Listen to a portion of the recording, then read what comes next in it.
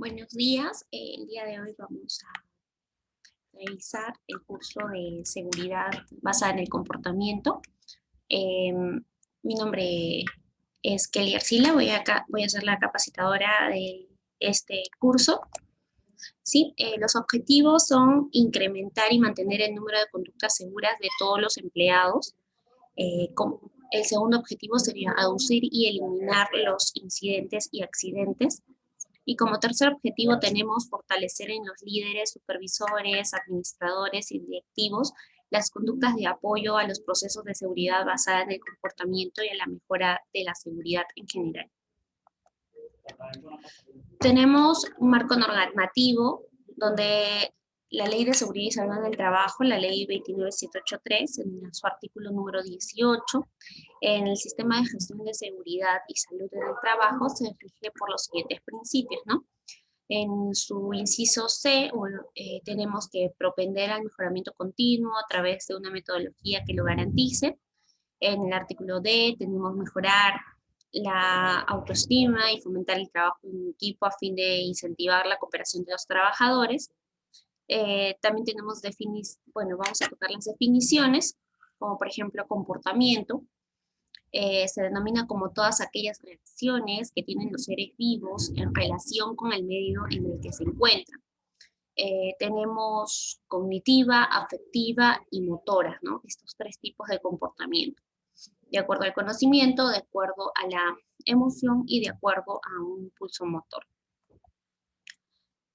Otras definiciones que tenemos que revisar son el de sistema de gestión de la seguridad, donde el autocontrol, que siempre va a ser la mejor opción, a través de 4 pasos, conocidos como los 4 pasos por una mejora continua. El planear para no improvisar, el hacer para poder lograr, el verificar para cerciorarse que esto que hemos realizado se está llevando a cabo un buen cumplimiento, y actuar para mejorar el proceso. ¿Por qué nos accidentamos? Es una pregunta que debemos hacernos continuamente, porque los accidentes y los incidentes no se ven muy seguido. Las acciones inseguras de las personas son responsables de la mayoría de los accidentes. Quiere decir que no se va al tema de condición, sino se va más a un tema de acción, o sea, de decisión del trabajador. ¿No? Acá, por ejemplo, podemos ver, ¿no?, que existe un cuadro donde se puede revisar, ¿no?, que un 90% es por una acción realizada por el trabajador y el otro 10% es por una condición en el medio de trabajo o en el medio laboral. Las causas inmediatas de los accidentes. Tenemos acciones inseguras, ¿no? Hablábamos hace un momento de las acciones inseguras y de las condiciones inseguras, ¿no? Que las acciones, vamos a describirlas como las acciones inseguras son aquellas generadas por los individuos, ¿no? Ejemplos de ellos, por ejemplo, tenemos trabajar sin equipos de protección personal, retirar equipos de seguridad o dispositivos de seguridad, sobrecargar equipos, máquinas y plataformas, ¿no? También tenemos realizar bromas durante actividades laborales, aunque esta última parezca inofensiva, puede llegar a distraer a un trabajador que esté realizando algún trabajo específico, ¿no? O en una actividad en la que por esta distracción pueda llegar a tener algún tipo de corte, tener algún tipo de daño, ¿no? O pueda generar algún daño a algún grupo de trabajo o a otro trabajador. Ahora vamos a hablar de las condiciones inseguras. Cuando hablamos de condiciones inseguras, estamos hablando de aquellas que son intrínsecas al área de la operación, o sea, que son propias del área de la operación, del lugar en el que se están realizando los trabajos y los factores externos a los individuos. Las herramientas sin guardas de protección, por ejemplo, es una condición insegura porque lo brinda, ¿no?, el lugar de trabajo. Los cables energizados, expuestos, rotos o pelados también son una condición insegura. Las condiciones ambientales peligrosas, como por ejemplo gases, productos tóxicos y también los espacios limitados para desenvolverse. Ahora, las causas básicas de los accidentes. Las inmediatas son aquellas que se van a dar en el momento, ¿no? Teníamos a, las, a los actos inseguros y a las condiciones inseguras. En este caso vamos a hablar de las causas, ¿no? De lo que está detrás del momento del accidente, ¿no? No es lo que pasó en ese momento, sino hay que revisar qué es lo que generó, ¿no?, que esta causa inmediata se pueda desencadenar o pueda hacerse, pueda materializarse, ¿no? Ahora, tenemos los factores de trabajo, que es una causa básica. Por ejemplo, tenemos una ingeniería inadecuada, ¿no? Una inadecuada infraestructura, por ejemplo, podría ser. Las herramientas defectuosas. Las herramientas defectuosas son aquellas que no van a cumplir un estándar eh, o que cuentan con condiciones ya de desgaste extremo, ¿no? O de ajuste no adecuado, ¿correcto? Ahora, los estándares de trabajo deficientes, ¿no? Donde no se establecen estándares adecuados para cada tipo de trabajo, ¿no? Y también los problemas de liderazgo y supervisión. Si no tenemos una supervisión o un liderazgo eficiente, vamos a tener problemas porque no va a haber una buena dirección del trabajo, de la labor, así como de la generación de grupos de trabajo y también de este, de, es, de los metas, ¿no?, objetivos que van a tener los grupos de trabajo. Y estos pueden distorsionarse y no pueden encontrar algún tipo de armonía entre los grupos de trabajo y pueden haber accidentes por faltas de comunicaciones entre ellos. Los factores personales. Los factores personales son también una parte de la causa básica, ¿no? Por ejemplo, la capacidad física y fisiológica inadecuada, la salud mental y psicológica inadecuada. Cuando hablamos del estrés fisiológico, ¿no? Cuando hablamos de la falta de conocimiento, ¿no? Esa persona tal vez no es instruida. También puede ser cuando sea por una falta de habilidad, correcto, no se ha desarrollado ciertas habilidades en la persona, ¿no? O la motivación inapropiada, tal vez prisa, premura, hacer rápido las cosas, querer salir antes del tiempo, apresurar el trabajo por presión, ¿no? Entre otras cosas. ¿Por qué nos accidentamos? Volvemos a tener esta pregunta, ¿no? ¿Por qué nos accidentamos? En el iceberg de los incidentes tenemos que las incidentes que son más visibles van a ser, y los de en mayor cantidad que se pueden evidenciar, son las lesiones incapacitantes, tenemos las lesiones no incapacitantes y tenemos los daños materiales. Entonces, para poder revisar este iceberg de los incidentes que ustedes tienen en pantalla, vamos a ver que los incidentes con daños materiales nada más son los que tienen mayor cantidad, ¿no? O donde vamos a ver que existe, se van a poder evidenciar más, ¿correcto? En cambio, a diferencia de las lesiones no incapacitantes, van a verse en menor medida, y las lesiones incapacitantes van a verse aún en menor medida porque no se están reportando. Ahí en el iceberg también podemos ver que debajo de la línea tenemos los incidentes en general, ¿no? Y vemos que existe un desvío y que existen comportamientos de riesgo. Ahora, en la pirámide de Beard tenemos a los incidentes que van a tener una escala de 600, ¿no? Un daño a la propiedad de 30, y las lesiones leves vamos a poder, por ejemplo, ver un porcentaje de 10, ¿no? Y en lesiones graves tenemos 1, por ejemplo. Entonces vemos la relación que existe entre la cantidad de incidentes, ¿no? A diferencia del daño a la propiedad o de las lesiones leves o las lesiones graves, ¿correcto? Quiere decir que por cada 20 incidentes aproximadamente vamos a tener un daño a la propiedad, ¿no? O sea, va a desencadenar en algún daño que va a perjudicar a la propiedad, en este caso de la empresa. Ahora, tenemos que existen diversas causas, ¿sí? Tenemos, por ejemplo, las causas básicas, las causas inmediatas, que hemos podido revisar en las diapositivas anteriores, pero también tenemos eh, otras variables para que se pueda desencadenar un accidente, ¿no? Por ejemplo, la falta de autocontrol, sumado a una causa básica, sumado a una causa me lleva a una causa inmediata, ¿no? Me genera un incidente o un accidente y por último va a desencadenar en una pérdida,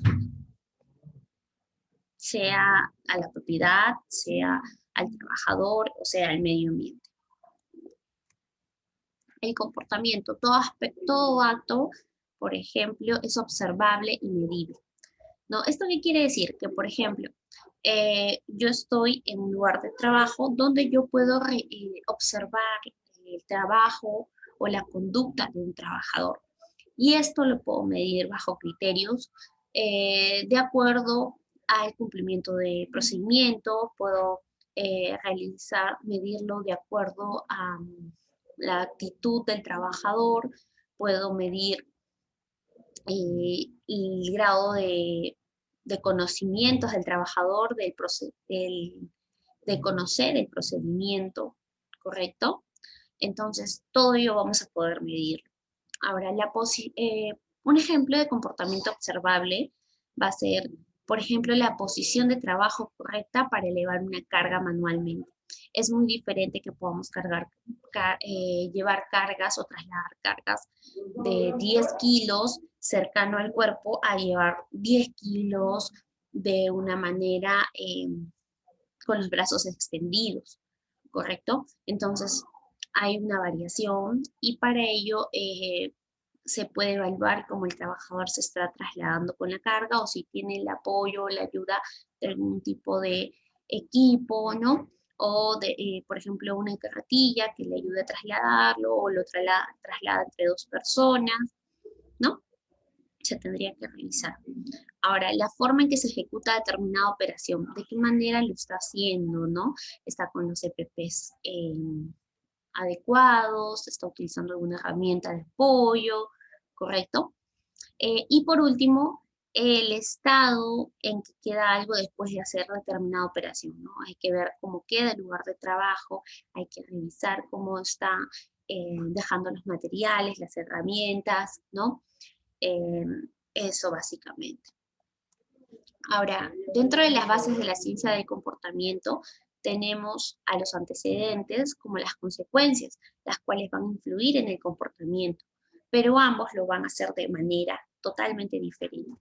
Por ejemplo, los antecedentes, como todos conocemos, es aquello que está antes, ¿no? Es previo a. Entonces, vemos que influyen en el comportamiento indirectamente y de una manera primaria porque siempre sirven para predecir las consecuencias, ¿no? Yo ya vi que realizando esta actividad de la siguiente manera voy a tener, ¿no? Un resultado A y realizándolo de una manera eh, diferente voy a tener un resultado B, ¿no? Entonces, este es el antecedente, ¿no? Yo ya veo que existen ciertas condiciones previas, adicionalmente que existen, por ejemplo, carteles informativos, ¿no? Donde ya me dicen que existe en esta área cierto peligro, cierto riesgo, ¿no? Ya me anticipan a saber qué es lo que podría suceder, ¿no? Y estoy informado en este caso. Ahora, las consecuencias controlan a los comportamientos de forma directa y poderosa. Quiere decir que si yo sé, ¿no? Que en tal lugar existe tal peligro, existe tal riesgo, ¿no? Me anticipan a mí. Y yo lo realizo, ¿no? Entonces, como consecuencia, voy a tener un accidente, ¿no? Entonces, ahora, hablando de las consecuencias, vamos a ver de que, por ejemplo, existió un trabajador que realizó determinada actividad de una manera de acuerdo al procedimiento, ¿no? Y que esto terminó en una felicitación o terminó en una premiación, ¿no? Entonces quiere decir que yo automáticamente me voy a fijar, ¿no? En el resultado de este comportamiento.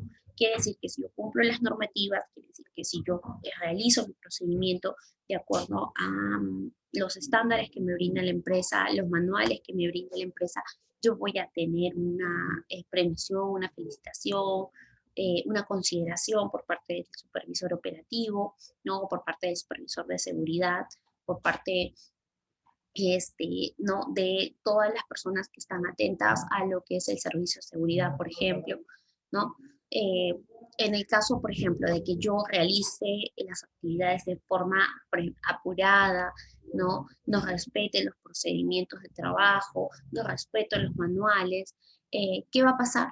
De que voy a ver de que existe llamadas de atención, existe llamadas de atención escritas, ¿no? Amonestaciones, correctos, sanciones, y esto va a llevar también a que la persona diga, ok, no puedo hacer esto porque necesito evitar que tenga algún tipo de sanción, ¿no? O tenga algún tipo de llamada de atención, ¿correcto? Por ejemplo, hablábamos de los antecedentes, ¿no?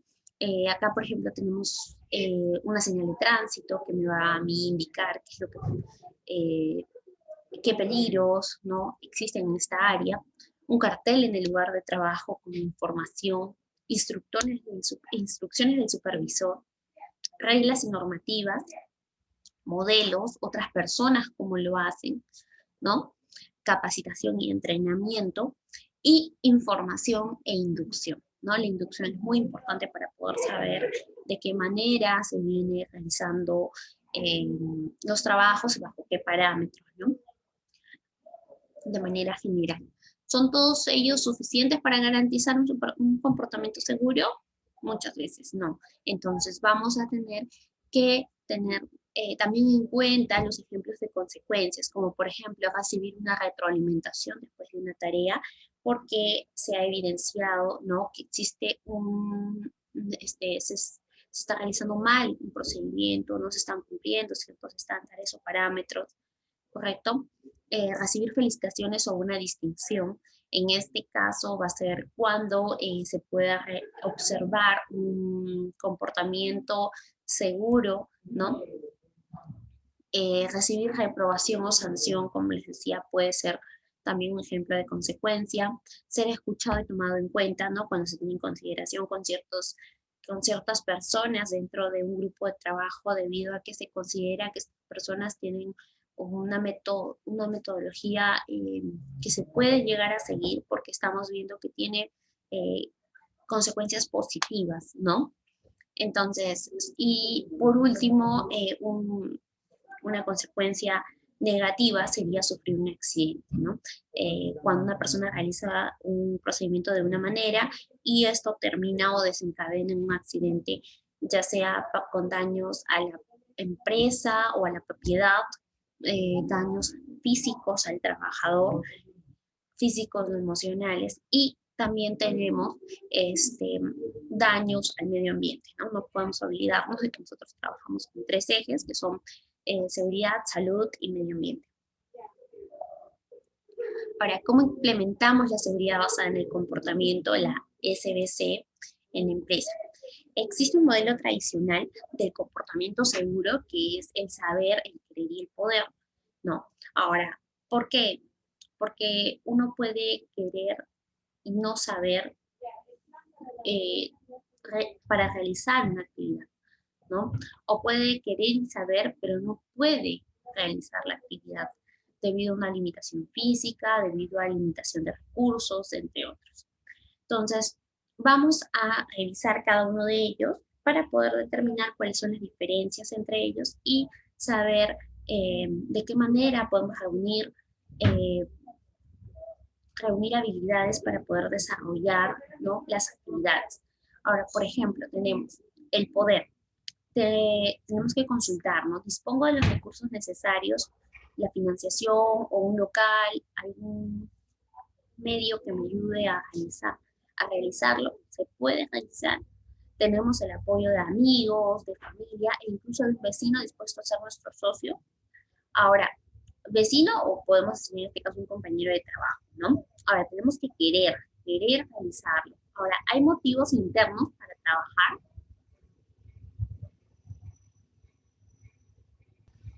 Y hay una actitud, motivación, ganas y idea propia.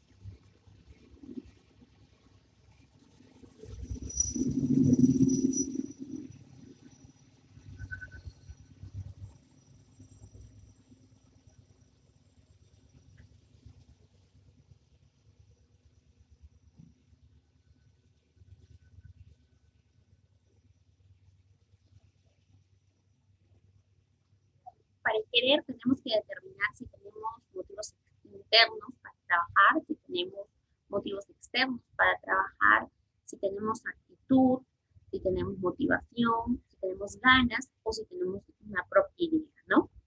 Ahora, para el punto del saber, tenemos el conocimiento adecuado, sabemos cómo desarrollar estos proyectos, estas actividades, debemos analizar los datos, ¿no? También para poder determinar cómo llevar a cabo, cómo mejorar este procedimiento.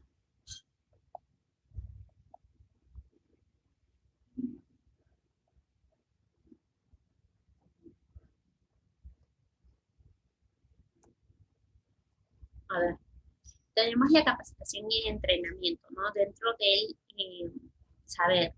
Prevención de los riesgos laborales mediante la implantación del proceso de seguridad basada en el comportamiento. ¿Correcto? Tenemos una inducción previa al trabajo, seguida de una capacitación específica al personal, el proceso de observación e identificación de desvíos, tenemos un soporte para adaptación de los procedimientos, entrenamiento y conductas a la filosofía de la seguridad basada en el comportamiento.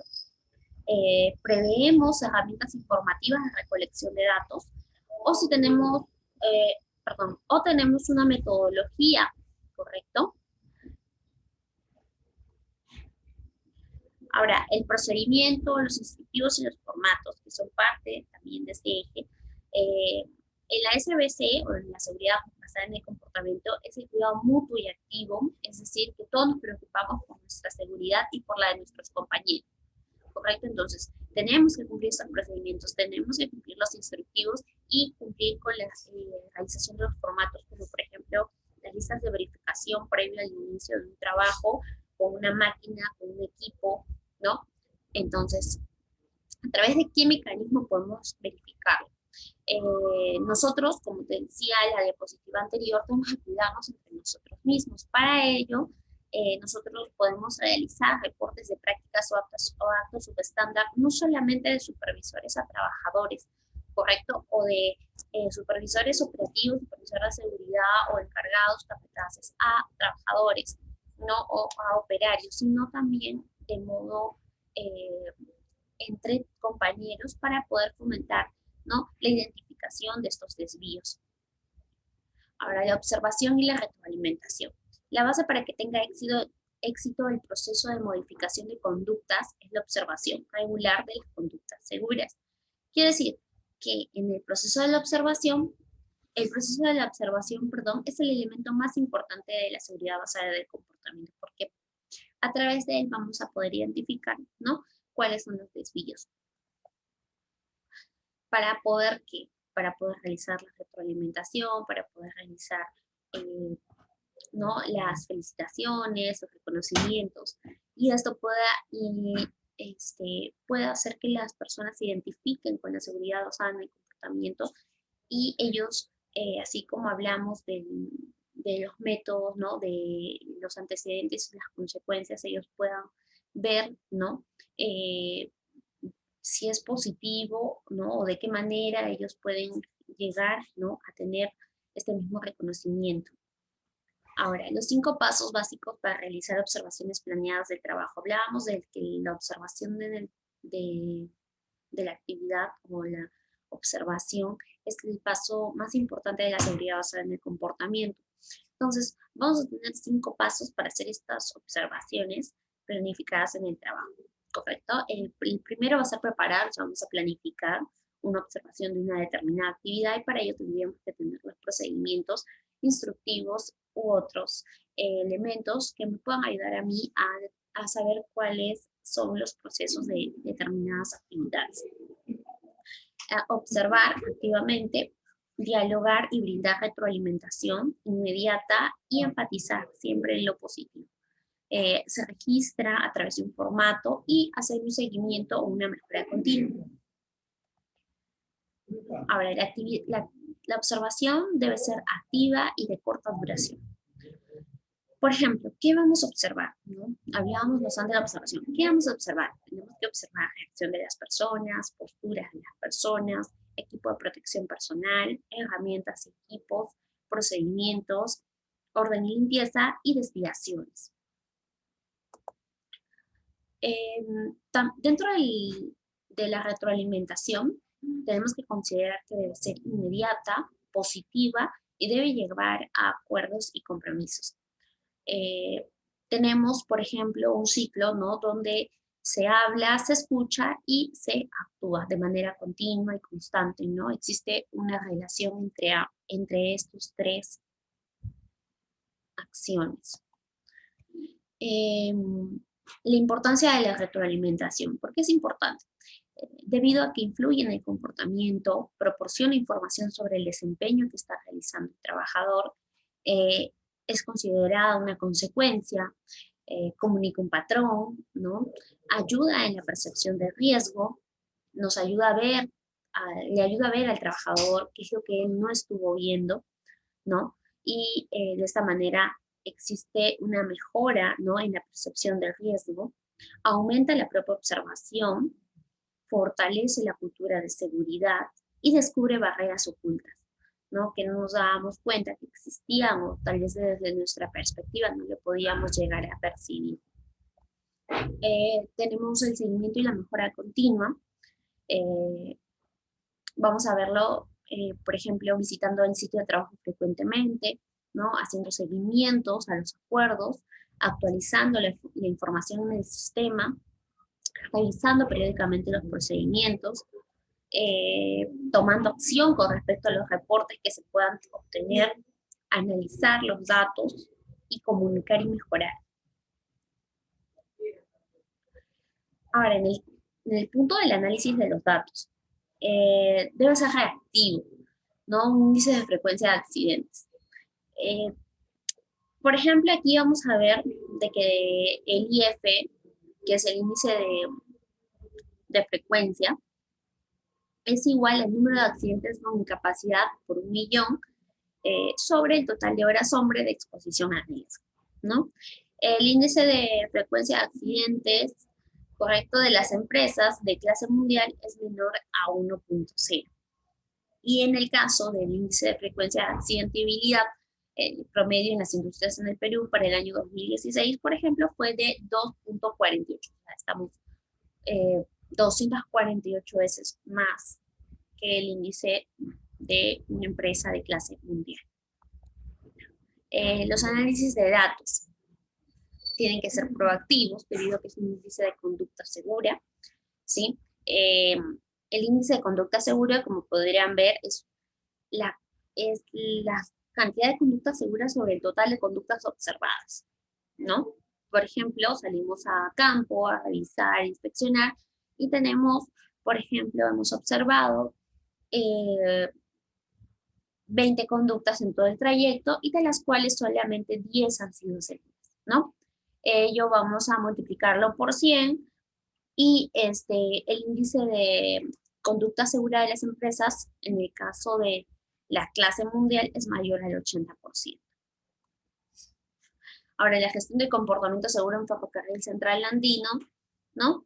Eh, Se hace una estadística de accidentes por actividades o la localizada, ¿no? Y por ejemplo, aquí observamos, ¿no? Un cuadro referente a una base específica en un año para poder determinar cuántos accidentes se han tenido o cuántos casos hemos tenido en el año. Gestión del comportamiento seguro, ¿no? ¿Cómo lo gestionamos?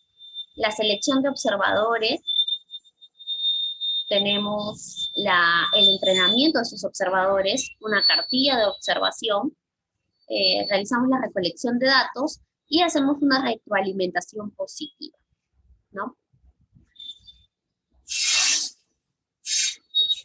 Las ventajas del sistema integrado de gestión de la seguridad y salud del trabajo de ferrocarril para la empresa es la disminución de las tasas de accidentabilidad, la mejora del clima laboral y el fortalecimiento de la imagen de la empresa.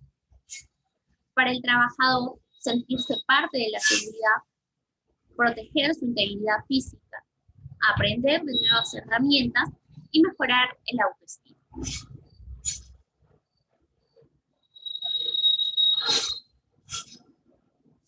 En cada empresa que se implemente la seguridad basada en el comportamiento,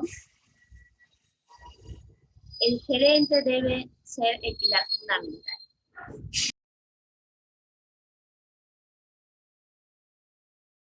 Cada empresa que simplemente es la seguridad basada en el comportamiento, el gerente debe ser el pilar fundamental para el desarrollo exitoso del proceso, cuyo compromiso debe ser traspasado a cada jefe, supervisor o capataz con la misma magnitud que es escogido por la gerencia.